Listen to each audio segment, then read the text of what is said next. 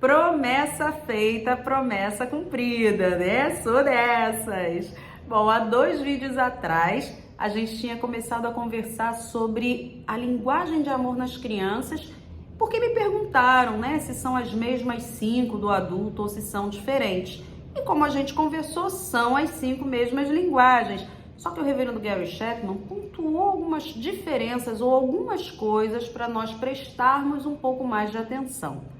A primeira coisa é que, independente da linguagem de amor que você dê para a criança, você deve sempre verbalizar eu te amo, né? Você deve deixar claro verbalmente para a criança o seu amor por ela, tá? Então, independente de você dar presente, de você fazer um carinho num toque físico, independente do tempo de qualidade que você vai passar com ela, verbalizar eu te amo é muito importante, tá? A segunda coisa é que a gente deve procurar falar nas 5 linguagens, principalmente com crianças até 4 anos, né? Mas mesmo as maiorzinhas, a gente sempre deve falar nas 5 linguagens com a criança, ter todas as demonstrações de amor por ela, tá?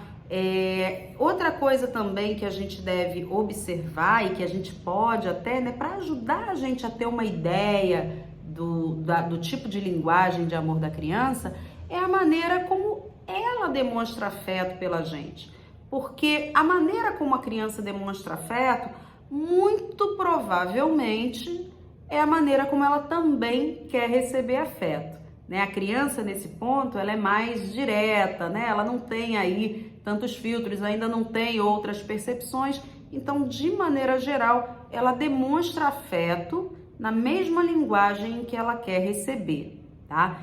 E aí ele até falou, né? Mesmo que a gente perceba essa tendência para uma linguagem, não significa que a gente vai falar só naquela linguagem. A gente vai continuar falando em todas as linguagens, mas vai procurar manifestar de maneira mais constante aquela linguagem que faz com que a criança, de repente, possa se sentir mais amada, tá? E eu vou começar falando sobre toque físico.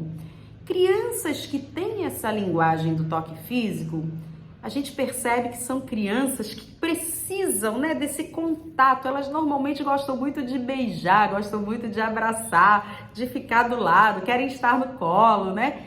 Então, eu lembro, eu fui professora muitos anos atrás, né? E num determinado período, fui professora de pré-escola e eu tive um aluno lindo, muito fofo. Ele chegava na escola, ele olhava para mim.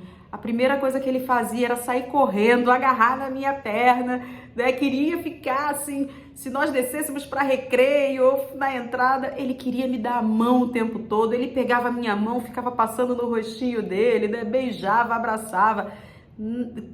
Na sala de aula, quando ele podia, sentava no meu colo, pegava a minha mão, colocava para fazer cafuné nele. Era muito bonitinho, né? A principal linguagem dele era de toque físico. Então, crianças que têm essa linguagem, normalmente vão gostar de demonstrar afeto dessa maneira, vão querer beijar, vão querer abraçar o tempo todo, né? E como é que a gente pode demonstrar algumas sugestões, né? Claro, o beijo, o abraço, andar de mãos dadas com essa criança. Pegar, por exemplo, você está em casa, está sentado com a criança fazendo alguma coisa, coloca a criança do seu lado ou então no seu colo, faz uma massagem no pezinho dela, né? Faz uma massagem nas costas, faz um cafuné. Tudo isso são maneiras de você demonstrar afeto, amor pela criança através da linguagem de toque físico.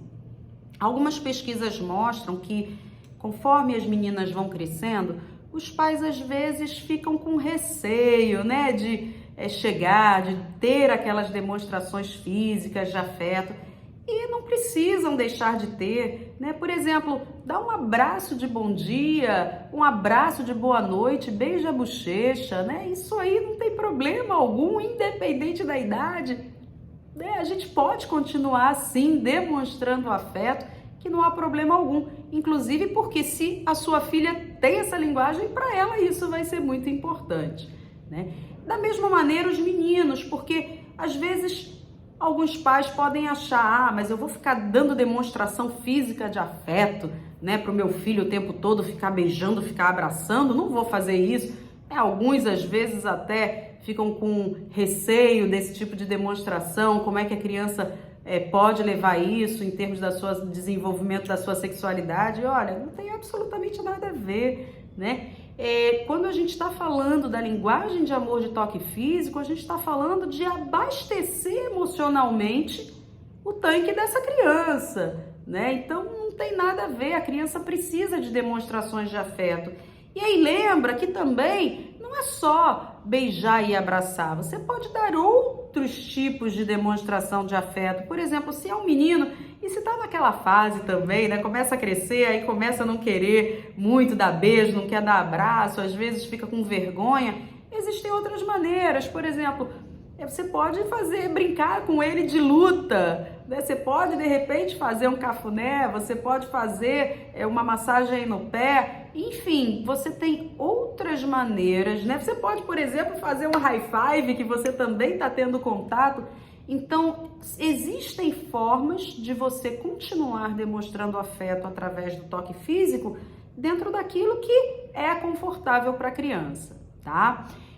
Uma coisa muito importante, olha, a gente sabe que tapa, né, essas reações violentas, né, que envolvem aí as questões físicas, bater na criança, é óbvio que isso aí é uma situação delicada e que machuca muito qualquer criança.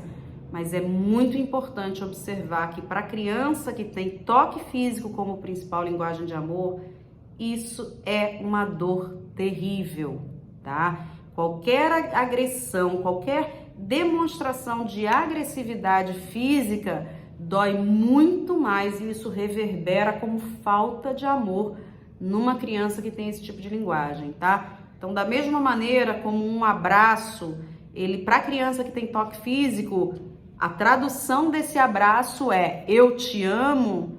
Da mesma maneira, uma reação, uma expressão violenta com essa criança pode significar desamor também, tá? Então, esse é o ponto aí principal para a gente ficar atento quando a gente está falando principalmente de crianças que, de maneira geral, demonstram toque físico como a sua principal linguagem de amor, tá? Olha, se esse conteúdo estiver sendo relevante para você, que eu espero que esteja sendo, eu espero que ele possa contribuir com você, colaborar com a sua vida, né? Trazer relações melhores aí no seu dia a dia. Se estiver sendo relevante, eu queria fazer um convite a você, né? Se você puder dar uma olhadinha no canal no YouTube, a gente também está compartilhando por lá. Toca naquele sininho para você receber constantemente, segue lá o canal, né? Clica para curtir e, se puder, compartilha com outras pessoas também. Pode ser que, da mesma maneira como esse conteúdo é relevante para você, pode ser relevante para alguém que você conheça, né? Então, se você puder me ajudar, a gente está construindo aí essa corrente do bem super bacana, né? De fazer com que informações relevantes possam circular e possam agregar a vida de outras pessoas também, tá bom? No próximo vídeo a gente vai falar sobre algumas atenções relacionadas às outras linguagens. Cada vídeo uma linguagem diferente, tá? Até o próximo vídeo!